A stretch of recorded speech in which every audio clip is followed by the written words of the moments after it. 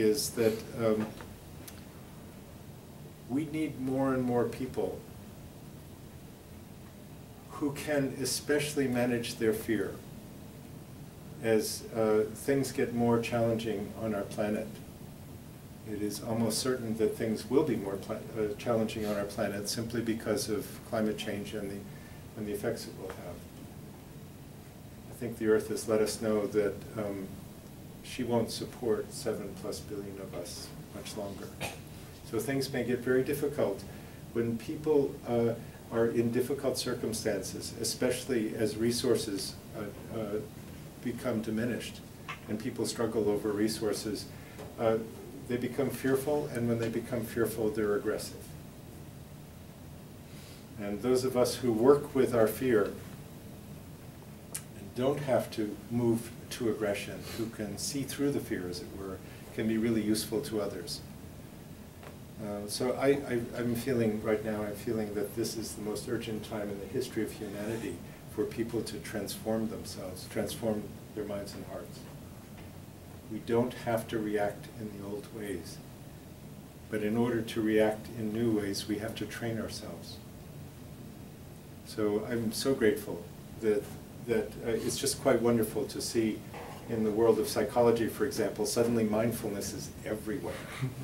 You know, and in other fields as well. It's good. And we don't have to call it Buddhism. One of my teachers trained with a great Thai master named Ajahn Chah, and this was some decades ago, and this strain of Buddhism hadn't been brought to the West yet, and he said, I'm going to go to the West, and I just don't have any idea how to do this. And his teacher said, call it Christianity. It doesn't matter what we call it, just get it into the culture. So the subject this evening that I'd like to talk about, and I'll be reasonably brief. I think it was Mark Twain who said that few souls are saved after the first 20 minutes of a sermon. I may go on for a little more than 20 minutes, but I'm not going to challenge your attention span too much, especially in the evening. But the subject that we chose for this evening, the title is "The Truth Will Set You Free, but First It Will Piss You Off." And I'd actually like to talk about a particular aspect of the unfolding that happens with meditative practice. And just to kind of put out there, in the hopes that it might be picked up somewhere, that it's very possible that the research community can help us in this area. So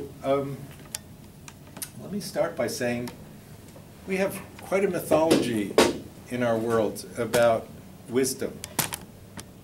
You know, it seems real good to be wise. Indeed, it is good to be wise, but I don't think we know quite what is required for us to become deeply wise. So people essentially, and maybe that's just as well, that, you know, we don't do full disclosure until people are deeply involved. People don't realize they're actually coming into open heart surgery when they're doing deep meditation practice, and that's true. But you know, I'm just going to give you an example of the sort of the lovely vision of wisdom that actually comes from, and it's quite wonderful actually, but from a great Tibetan master who died in 1989 named Kalu Rinpoche. I'm going to just share with you two passages of his, which really sum up wisdom very beautifully. He said, "We live in illusion and the appearance of things. There is a reality. We are that reality. When we understand this, we know that we are nothing. And being nothing, we are everything. That is all." And then another passage of Kalu Rinpoche, which is also quite beautiful. He said, "When you practice the Holy Dharma, that is, when you do this meditation practice, slowly the clouds of sorrow will drift away, and the bright sun of wisdom and great joy will be shining in the clear sky of your mind." That's all true. But getting to that place of the clear sky of your mind actually is a journey, and at times it's a difficult journey. So I know that what I'm just going to try to do a really quick summary. Some of the material I'm about to share with you is very familiar to most of you, but probably not to everyone. Essentially, the Buddha said, as I mentioned when I gave instructions for the meditation, the Buddha said, it isn't what happens to us that causes our happiness or our suffering, it's how we're relating to it. So it's all about changing the relationship.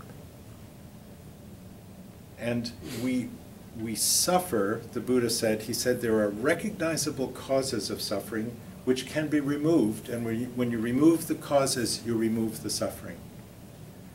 And the causes, the primary cause of suffering actually is ignorance, of not understanding what is real, and believing to be real what isn't. And out of that ignorance comes the reactivity of our minds and hearts.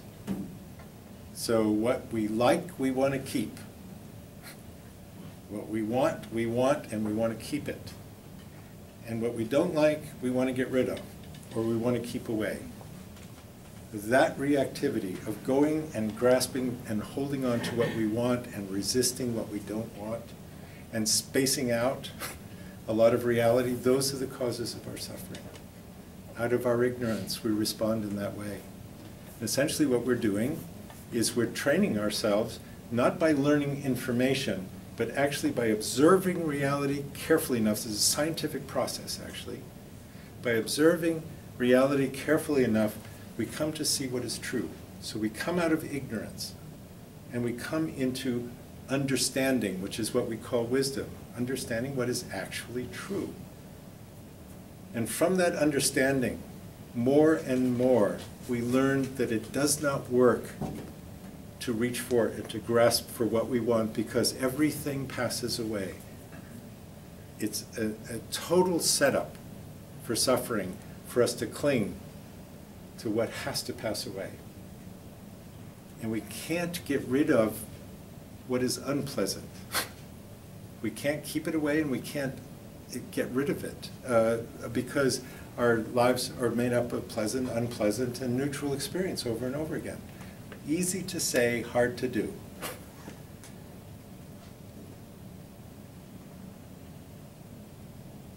So this is the process by which we free ourselves. And I'd now like to describe, just as a kind of sketch, a general sketch of what in my tradition is understood as the liberating process. It's not just about meditation.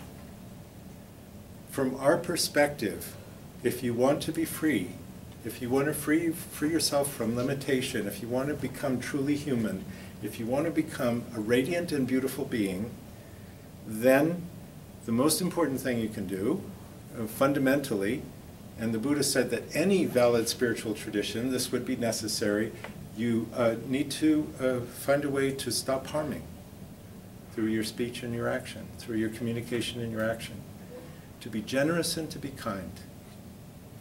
And so we train in ethical conduct. It's not about morality, it's not about right and wrong, it's just about learning to do those things which bring more happiness to ourselves and to others, and to let go of those things that bring more misery to ourselves and to others.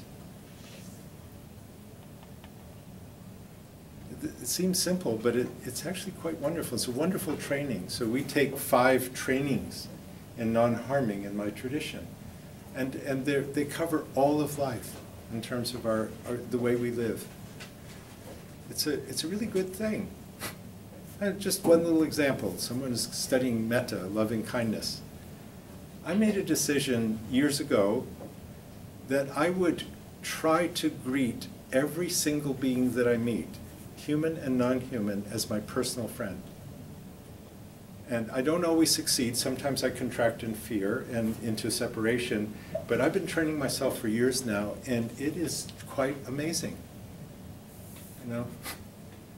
I was at Fry's supermarket a few weeks ago, and I always try to engage the cashier and really see a human being in front of me and really acknowledge that human being. And as I was finishing up and paying, the cashier said, "You're the happiest person who's come through here today." and I didn't correct her. Actually, I was quite unhappy that day. But I was loving. You know, I was loving, I engaged, I connected.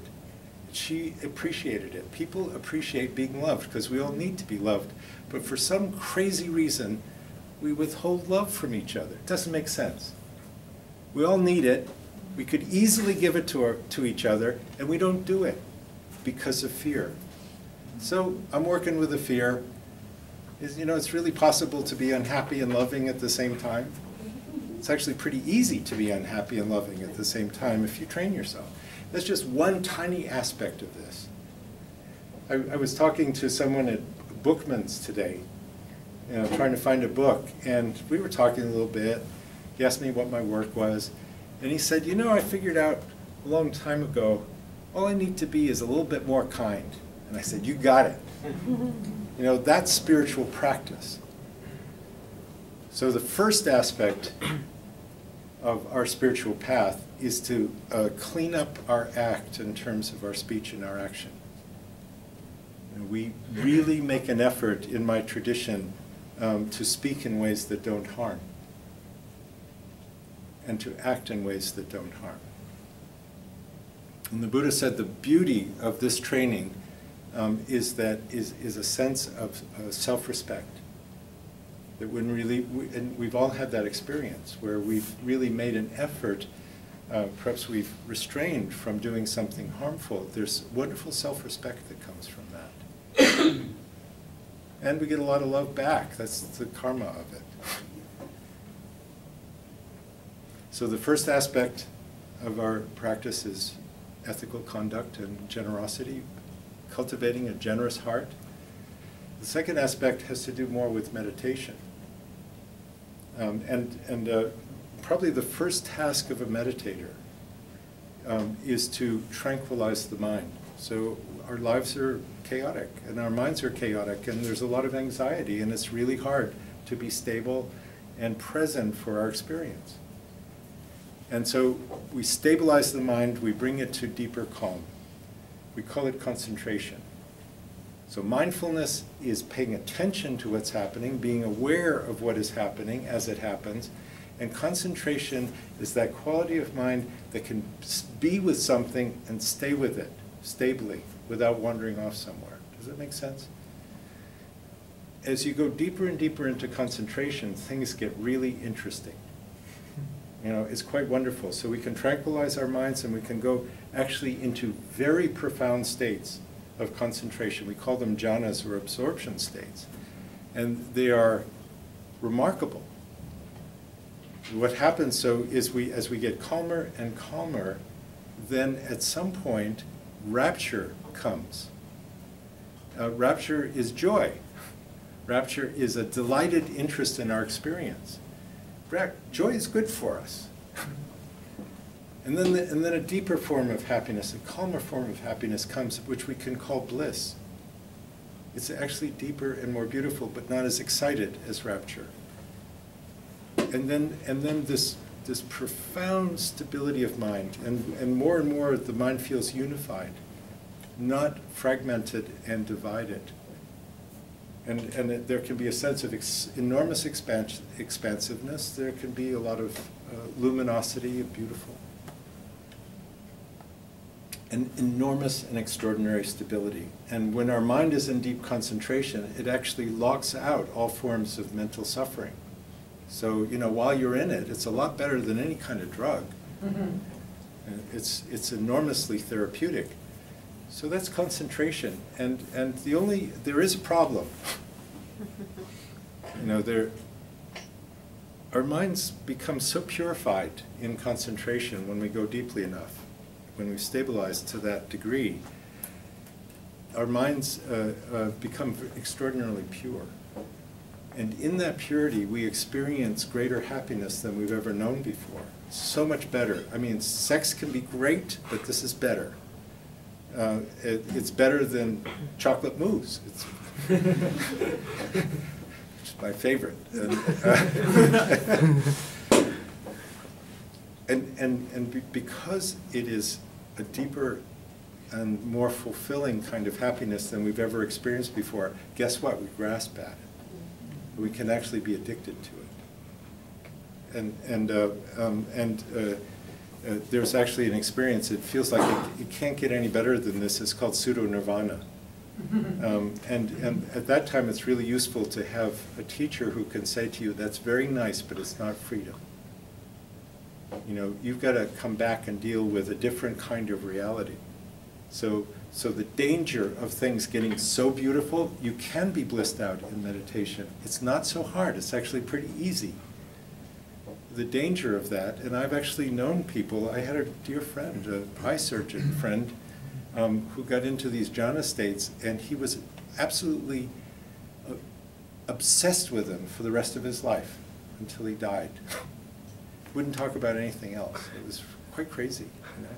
And it was good, it was wholesome, but he never kind of figured out that you had to go further than that. So one first danger, one of the dangers of meditation is you get caught up in what's very pleasant. But that's not why I'm here. I want to talk about why you can get pissed off. And that is then, you know, so the mind gets very concentrated, and then we start paying attention to experience really carefully.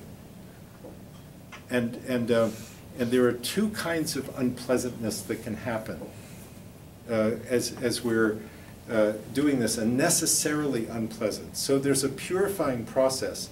So we're now paying attention with mindfulness and concentration together. And there's a more and more deeply penetrating awareness. And we begin to see more and more deeply into reality. One of the things that happens is a purifying process. As we go more and more deeply into it, whatever personal pain we have is going to come up. You know, whatever traumas we've had, you're suddenly remembering some really unskillful thing you said or did 25 years ago, and you're going through a lot of pain over it, or something somebody did to you 20 or 25 years ago.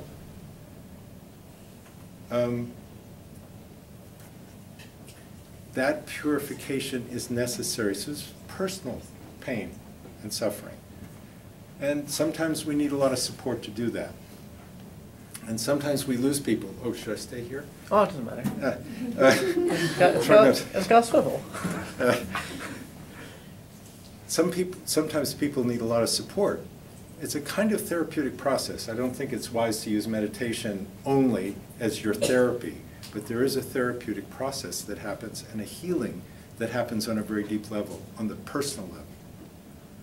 But then there's a deeper form of discomfort that happens as we go yet deeper into meditation. And that is what we might call transpersonal suffering. It has nothing to do with our personalities. It has nothing to do with our personal history. It has to do with coming to understand more and more deeply what is universal.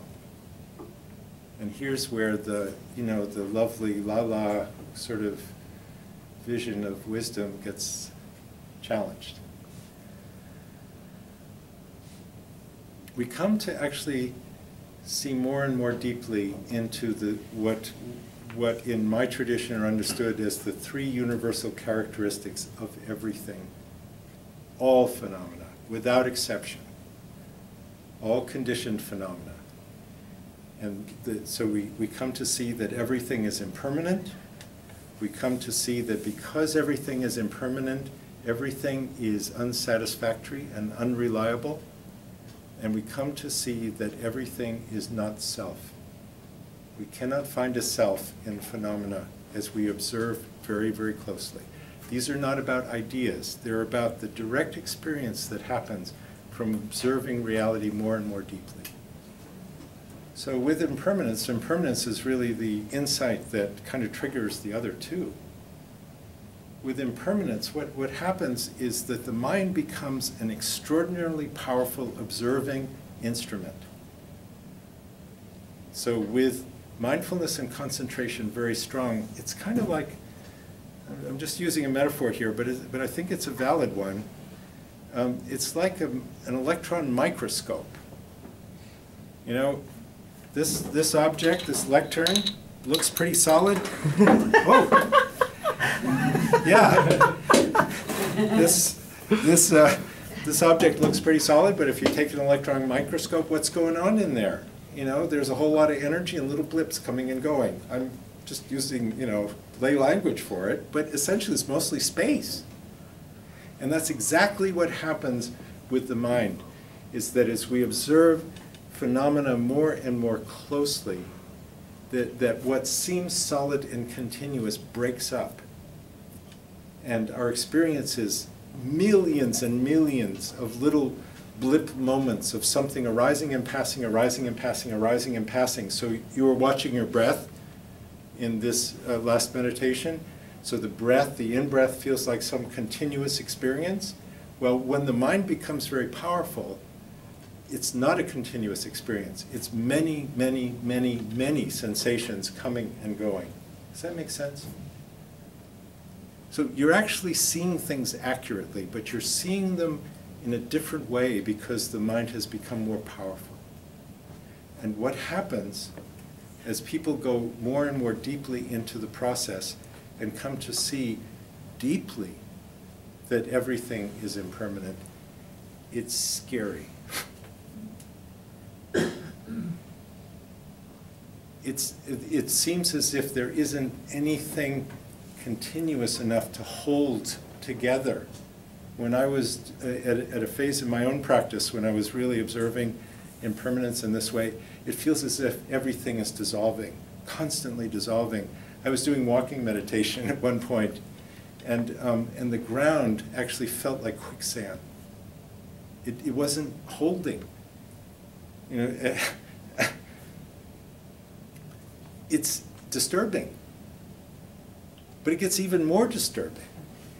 You know, if you begin to really see what we deny, just 3 little tiny examples. If we're born, we're going to get old, we're going to get sick, and we're going to die. You know that intellectually, but do you absolutely know it deep in your heart? And are you willing to turn toward it and to know it? The Buddha said, when he was doing his practice, he said, when I came to understand that this body would age, I lost the arrogance of youth. When I came to see that this body would get sick, I lost the arrogance of health. When I came to see that this body would die, I lost the arrogance of life. Losing that arrogance and coming to understand that everything whatsoever is impermanent in our lives is not an easy thing to do. Like relationships, for example. Every human relationship whatsoever will end either in estrangement or death, and there's no third choice. Can we face that? Every relationship, no matter how precious it is to us, will end in estrangement or death.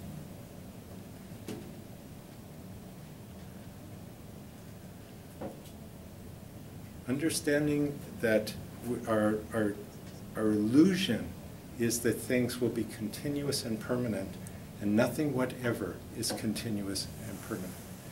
Every possession that we own, no matter how precious, will be lost to us. This body will be lost, this life will be lost. Facing it, I can see from your faces, this is not a fun thing to contemplate, but it's reality. And then through this experience of deeper and deeper understanding of what is impermanent, everything dissolving, everything disappearing, we come to see that there's actually no security anywhere. There is nothing reliable because everything passes away. And so the security that we tell ourselves we've got, you know, if you have money, for example, what's the guarantee that you'll have it until you die? You know, there's just no security to be found, no reliability, and that also is extraordinarily disturbing. So can you have a sense, you get to know what everything's impermanent, everything's blip blip disappearing, everything's dissolving, and there's nowhere to turn for real, reliable support? And then, because everything's impermanent, everything's blipping and going, and there's no continuity, really, the continuity is only an illusion, you come to see more and more deeply the most disturbing thing of all, and that is there's no self here. There never was a self, there is no self, and there could not be a self. This is a concept that we have based on the belief that something is continuous and solid. And as we observe our experience more and more, we see it isn't there. And as the sense of self starts to become more and more translucent, as it were, and starts to break up, there's an existential terror that comes. It's a fear of annihilation. If this feels abstract to you, actually, in the experience, it doesn't feel abstract at all. It's a terror of the fact, well, if there's no self here,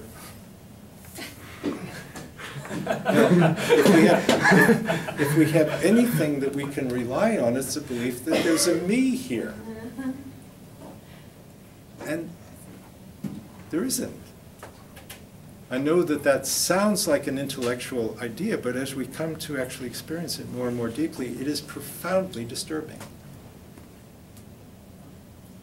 Chogyam Trungpa, a great Tibetan teacher, was once asked, "What is self?" And he said, "Neurosis, you're better off without it." And there was an English writer named Wei Wu Wei who said, 99.9% of everything you say and everything you do is for yourself, and there isn't one.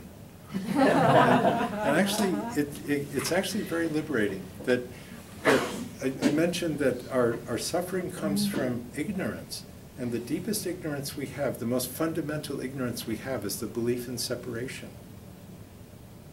And when the sense of separation goes, you don't fall into the void. Actually, it's just an idea falls away, and it is so much better. It is so much better to live without the anxious burden of a self. It's like we live in this tight little fearful, anxious, paranoid little cocoon that we create for ourselves, and it's only a mental creation, and we maintain it. I could describe precisely how we maintain it, but getting free of that, the one image that I have, I love the Grand Canyon and have spent a lot of time backpacking and hiking in the Grand Canyon. I now live close to it. It's like if you've been in this incredibly confined hot room without any windows or doors forever, and you think that's reality, and all of a sudden all the walls and the ceiling disappear and you find yourself in the middle of the Grand Canyon. That's what it feels like to be free from self. But to get to that place, you have to go through something that is extraordinarily fearful. It's called the stage of terror. It's also called rolling up the mat, because people get to it, and it's at that stage, as we come to see that there's nothing permanent, that there's nothing reliable, that you can't hold on to anything, that you can't prevent the painful experience. As you come to see all that, there's this sort of profound disillusionment that happens,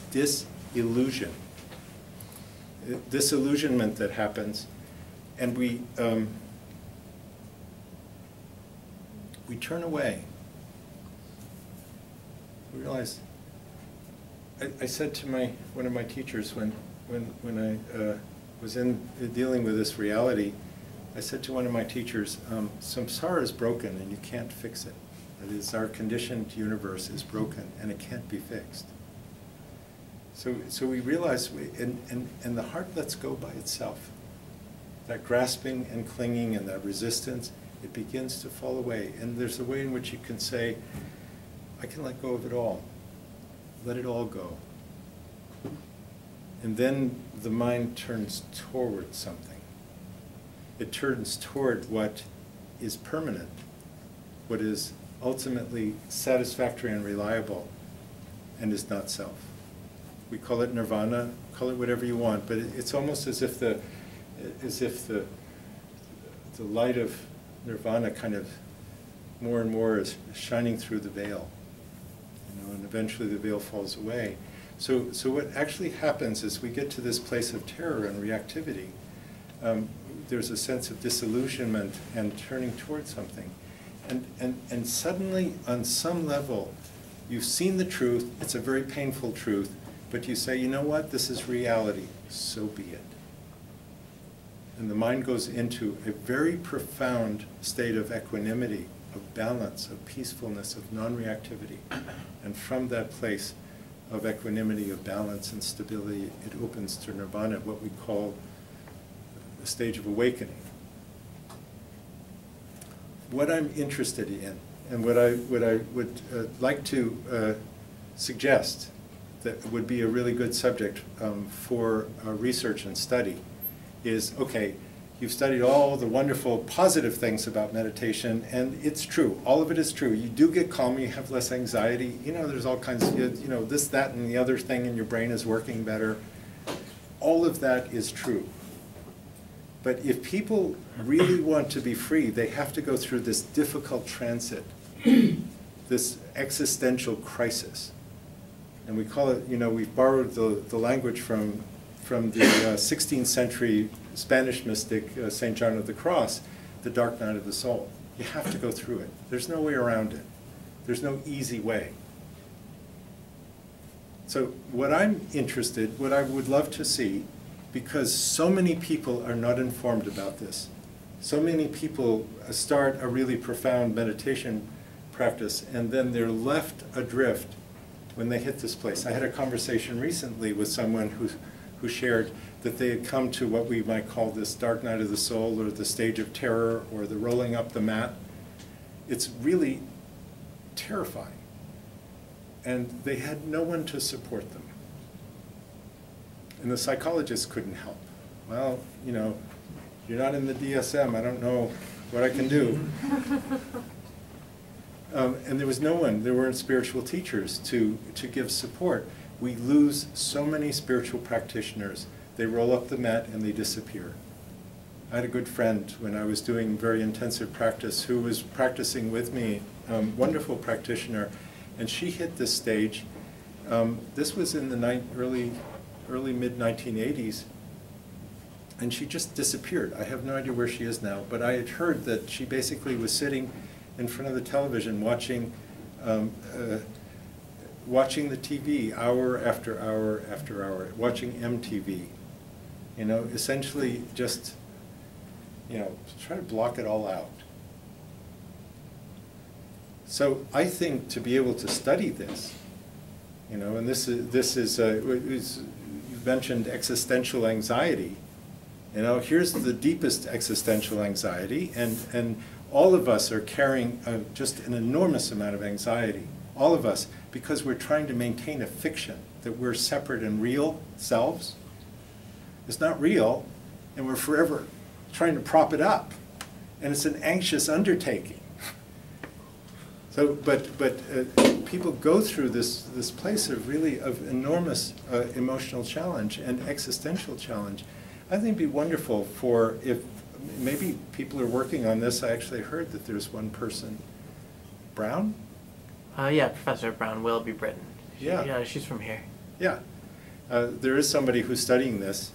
I think it'd be really useful to study this and to provide the information to the culture. Maybe to provide how many people in the course of human beings have come to what we call enlightenment and have ended up in psychiatric institutions. There are stories about it. We have stories about it. What was her name? Suzanne? Siegel, thank you. Yes. Collision with the Infinite. She had a spontaneous, she was either stepping on or off a bus in Paris, and self fell away forever. The sense of self fell away forever. And people kept telling her she was psychotic. And it took years and years and years for her actually to end up with our teaching community, who told her, no, you're not psychotic, you're lucky. and provided basically the contextual understanding that allowed her to understand what she had gone through. It's a wonderful book, Collision with the Infinite. And then, you know, not too long after that, she got brain cancer and died. But, and I'm particularly interested, and I'm actually going to make a plea here. I'm particularly interested in people researching this process, which is necessary spiritually, to help people who have weak, what we call weak ego structures. You know, it's the research psychologist and meditation teacher Jack Engler famously said in the 1980s, you have to have a self before you can lose a self. In other words, you have to have a fairly strong ego structure. This is not self, it's just the kind of confidence that comes from being a reasonably balanced human being who knows who they are. I don't know, maybe that's not the right definition. I'm sure some of you know it better than I do. You have to do that in order to go through this deconstruction, this destructive process that has to happen in the meditative process. So the great Advaita teacher Nisargadatta Maharaj said, the search for the truth is the most dangerous undertaking because it destroys the world we know. And the world we know has to be destroyed because the world we know is an illusion. It's a mistake to think we're separate. It's true to know that we are nothing, and because we are nothing, we are everything, and that is all. What about the wobbly ones? And I say this as someone with two diagnosable serious mental illnesses. So because of a great deal of violence when I was young and a lot of other very difficult stuff, starting at, you know, pre-verbally, I had extreme trauma. And I was the only one of 3 siblings who survived. Actually, the others self-destructed. But I survived pretty wounded. There was sexual abuse, there was physical abuse, there was emotional abuse, anything that you can imagine to happen more or less happened to us. So pretty severe post-traumatic stress, and also very severe lifelong depression. So I've spent a fair amount of time in psychiatric hospitals. I've had electric shock treatments. I've had endless medications. I can't tell you how many healing modalities I've tried. These illnesses are still active. I read what Jack Engler wrote. You have to have a self before you can lose a self.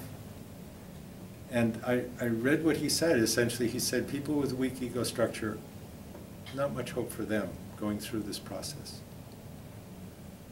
And I said, well, let's just see. So essentially, I have spent somewhere between 5 and 6 years of my life in silent meditation retreats. Most of it decades ago, but still a lot. I would go for very long retreats, 15 months, 18 months, 12 months. And then I sat a 3-month retreat every year for many years. And the reason I was called the Chronic Yogi at Insight Meditation Society. The reason I was doing it is because it was the last resort for me. I had these illnesses, and I knew they were going to kill me. And I was hoping, and I tried all these different things from psychology and psychiatry, and they hadn't really helped. I thought, well, maybe meditation can do it. And so I was very dedicated. The Buddha said, practice as if your hair's on fire, and mine was. But the mistake that we made, this was a long time ago. My teachers did not understand my situation. They knew I had mental illness, but they didn't really know how to work it. And they basically encouraged me to really strive in the practice. And it was really destructive for me. And I got to this stage of terror. It took 3 years to get through it. It was very tough because there wasn't a strong ego structure there, and there still isn't.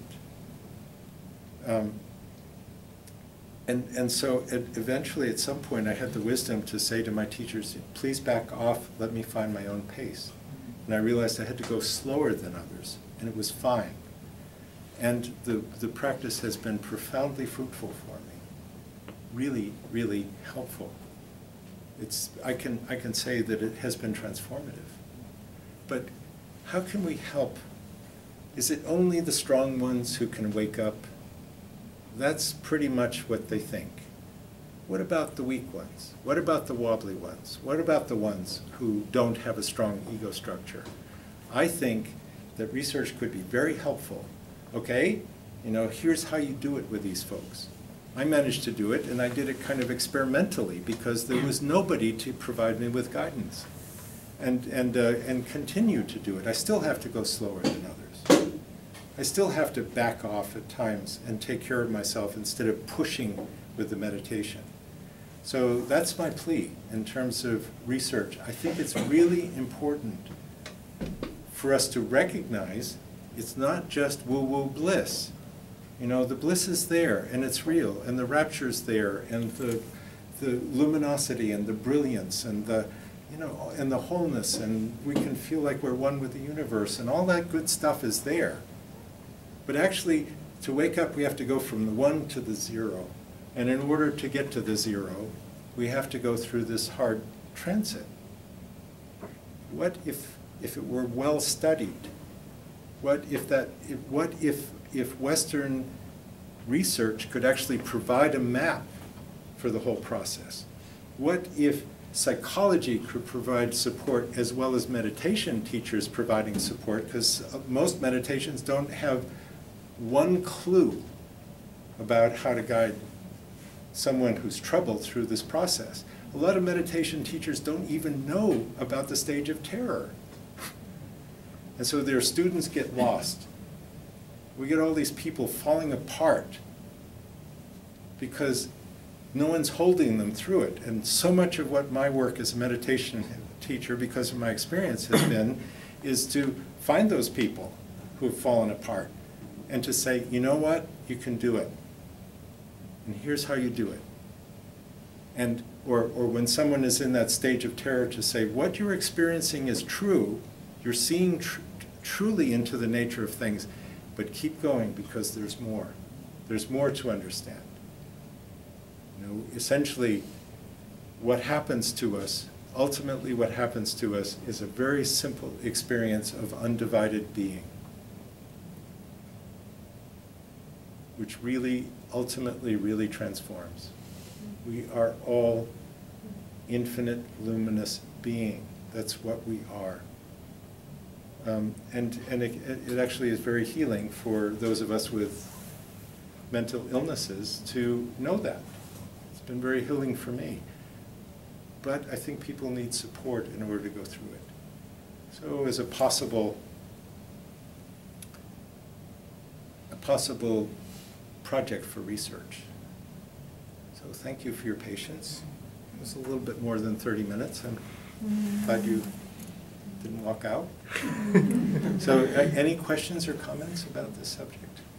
This little subject? Yes? Well, sorry, if I could just start with a process comment. We're recording this for YouTube, so no one can see you or know who you are, but it's not perfectly private to talk in here. We could also turn it off if somebody wants it turned off when they ask a question. Okay. Thanks for your talk, first of all. It was wonderful. When you said there's not a lot of research about the darker parts of meditation, has there been much research in India and Eastern countries where there's more meditation? Well, in a sense, yes, because everyone who's, there have been lots and lots and lots. In my tradition, we actually describe 4 stages of awakening. And it's fairly rare for people to hit the 4th stage to be fully awake and fully free from suffering, although it certainly happens. But many millions of people have gone through, say, the 1st and 2nd stages. So everybody has to do this transit. And it's different for different people. If you're carrying a whole lot of personal suffering, when you hit the transpersonal suffering, it feels worse. So it has been understood in Asia for a long time. And I'd like to just recommend one book that is almost unreadable, but that has all the information in it. It's called the Visuddhimagga, The Path of Purification. It was written by Buddhaghosa, who was a scholar monk in the 5th century of this era. And it really describes the whole thing. This very precisely describes the stages of insight that we all have to go through in the process of waking up. So yes, there are, I've probably seen maybe 6 or 8 books written by Asians over many centuries that describe this process. And I think research, it would be good for research to start there. And to understand what the Asians understand about it. But I think that Western psychology has something extra to provide. For sure it does. Please. I have a couple of different questions, but I was wondering, as you mentioned, that going into this more concentrated state and understanding the reality more, and on the other hand, you mentioned that your teachers were pushing you to do even more. Is there any, from your own experience or from your readings, is it possible that either being pushed by others or pushing yourself more through it, it could be causing more harm in some way? Absolutely. Did everyone hear that question? It's a really important question. What I've come to understand for myself, and this, we're talking about the meditative process, but this is true of all of us human beings actually, is we can only bear so much suffering. T.S. Eliot said humanity cannot bear very much suffering. And actually, as we do the meditative work, we can actually accommodate more and more. And as we come to understand that there's no separate self, the way my teacher described it is that if you think there's a self, experience refers like this. If you know there's no self, experience refers like that. Does that make sense? So a fully awakened being, I'm getting to your question, I'm actually coming at it from a broad view here. A fully awakened being, the mythical deity Kuan Yin, the Bodhisattva of compassion, is quoted to have said, I think it's wonderful we're quoting a mythical being, but she said, the winds of circumstance blow across emptiness, whom can they harm? It is a mistake for any of us to push ourselves too deeply into suffering because we get traumatized and then we dissociate. You know, and so the skillful thing for any of us is to understand, okay, there are 2 extremes. One is we can go more and more deeply into denial, and we humans are fantastically skilled at denial to protect ourselves from reality. The other extreme is to open too quickly and too widely to suffering. Because the suffering actually on this planet is inconceivably immense, and we don't allow ourselves to know it. What I have found, and I really learned this experimentally, is when you're dealing with something very intense, it's like you step into it and you step away. You step into it and you step away. And if you're familiar with somatic experiencing, for example, the form of healing trauma, that's precisely what you do. You quickly move back and forth between what is strong or neutral and what is painful. And so that's the only way, when I hit this stage of terror, I can only describe it as standing in a furnace. And what I learned is that I can step into the furnace, I have to step away and take care of myself. And if we learn to do that, we can actually heal. And we can also go through this difficult process. So your question is exactly right. And if you look at it, if you look historically, most of the Buddhist traditions are about striving and pushing. You know, I have one Asian teacher in my tradition who said, if you die in practice, it's good karma. Oh my God. He was a real spiritual warrior type. And I did Zen practice for a few years, you know, and just push, push, push. And, you know, my teacher going around with a stick. And actually, so I've learned, actually, you can get as much out of people by loving them as you can out of challenging them where they're attached and pushing them. And actually, people do very good progress when they're loved. So your question is really good. Thank you. Please. In the Sangha that some of us are part of, with our teacher Chuladasa, when we've talked about this a fair bit, the dark night of the soul, it's something that he asserts, and I want to hear your feedback, your thoughts on it, is that the process that you described of starting, kind of diving in deep through impermanence, and then coming to know self, is a kind of much more likely to produce a much longer dark night kind of experience, because then you still feel like you are a self amidst a world that's crumbling around you. And his recommendation and his personal experience was going through really heavy on no self first. And so even though it's not fully to fruition, the no self, it's still very strong, so that when the impermanence happens, there's that kind of not as clinging happening. And so the dark night happens, but it happens much more easily and briefly. It's what you're saying is really interesting to me, and essentially what we've done in my tradition is to let whatever comes up spontaneously come up. And they say that different people with different conditioning, the doorway to the process can be different. So the doorway for some people is impermanence, for some people it's the understanding of suffering or unsatisfactoriness, and for some people the doorway is no self. And essentially we just allow people to kind of find their own fingerprint with it, and then move through the process. And I've actually not heard of guiding people into no self first, and then going through impermanence and unsatisfactoriness. So it's an interesting idea. Thank you. Yeah. I haven't done it, but I hear it. Thank you. I'd love to have a conversation with Chuladasa at some point. Yes? Sort of similar question. Have you seen from your experience with students or other teachers that any sort of different path makes this easier or harder? Like some people say, you know, if you do the intense concentration states first, this gets a lot easier. Do you know of any of these prescriptions that work to kind of buffer it? Well, I'm going to have to get technical. And did everyone more or less hear that question? Yeah. Yeah, it's just are there basically different ways of parsing it. And one idea is to have very deep concentration. Again, concentration is that stabilizing one-pointedness of mind that brings a lot of bliss, a lot of joy, and a lot of stability, and a lot of unification to the mind. Before going through this, I believe it does.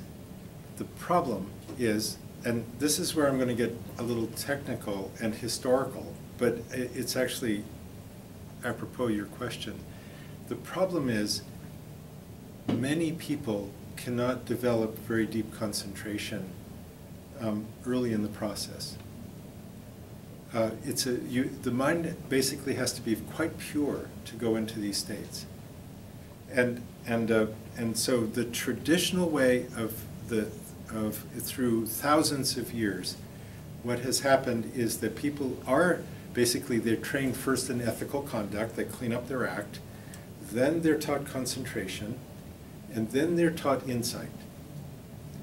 And that is a wonderful, so people go into these profound concentration states, and then with all that concentration, they go through insight, it goes faster, and it's probably easier. The problem is that in order to get deep concentration, you have to be pretty removed from the world.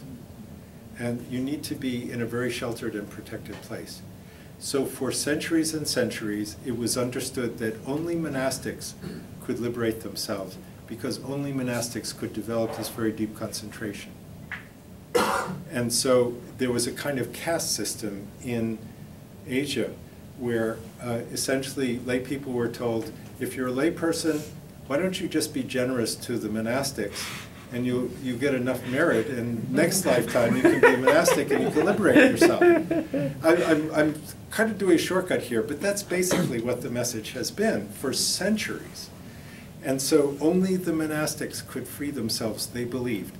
And then some guy came along in the 20th century, his name was Mahasi Sayadaw, and he was a revolutionary. He was a monastic, but he realized you only need this much concentration to go through the process. You don't need that much concentration to go through the process.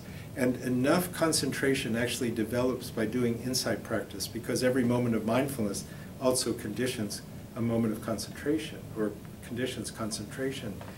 And what that meant, because you only need this much to free yourself, is that we could democratize spiritual practice. It could be brought to lay people. And since that time in the 20th century, lots of lay people have been waking up because of Mahasi Sayadaw, this revolutionary. I'm sort of, again, this is a kind of shortcut. But if Mahasi Sayadaw hadn't done what he had done, I wouldn't be talking here today. You know, and so many thousands and thousands of people here in the West would not have been able to come to stages of awakening because, you know, they're lay people. So yes, I think it is easier to get deep concentration, and it's not very practicable for most lay people in the midst of their lives. Sorry for the long technical answer, but it's a really important question. Are you all still with us? Okay, please.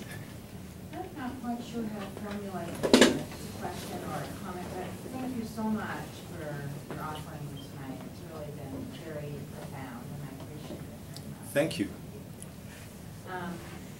You know, I'm thinking about this idea that you reported about working more with research with the weak ego structure person.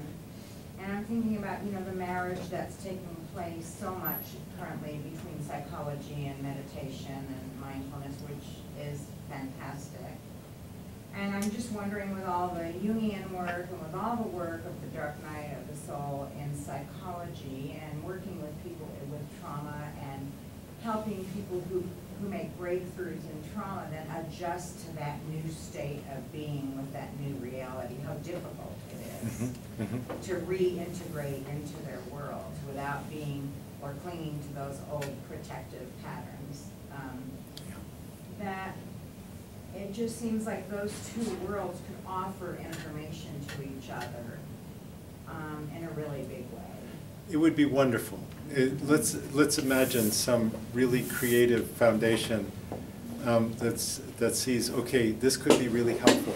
And what we're talking about may seem really abstruse to most funders, you know, these very deep meditative states.